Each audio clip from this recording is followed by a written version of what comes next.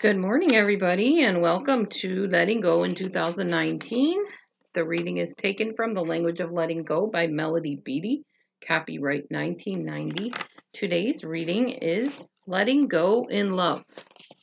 When people with a compulsive disorder do whatever it is they are compelled to do, they are not saying they don't love you. They are saying they don't love themselves. Codependent No More is where that was from. Also a book by Melody Beattie. Gentle people, gentle souls, go in love. Yes, at times we need to be firm, assertive. Those times when we change, when we acquire a new behavior, when we need to convince others and ourselves we have rights. Those times are not permanent. We may need to get angry to make a decision or set a boundary, but we can't afford to stay resentful.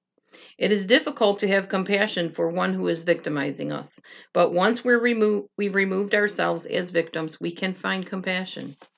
Our path, our way is a gentle one, walked in love. Love for self, love for others.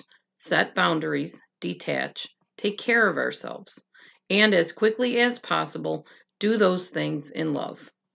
Today, and whenever possible, God, let me be gentle with myself and others.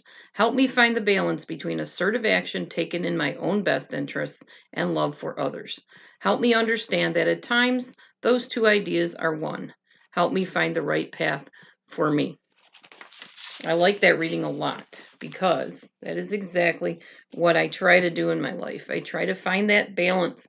There's like two things. There's this person over here and me. And sometimes those two things get confused.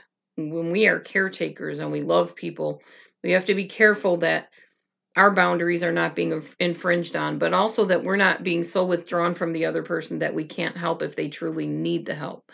The determining factor is, do they really need the help? And are they taking the help when you offer it? At a certain point, I think I've seen another YouTube person actually figure this out.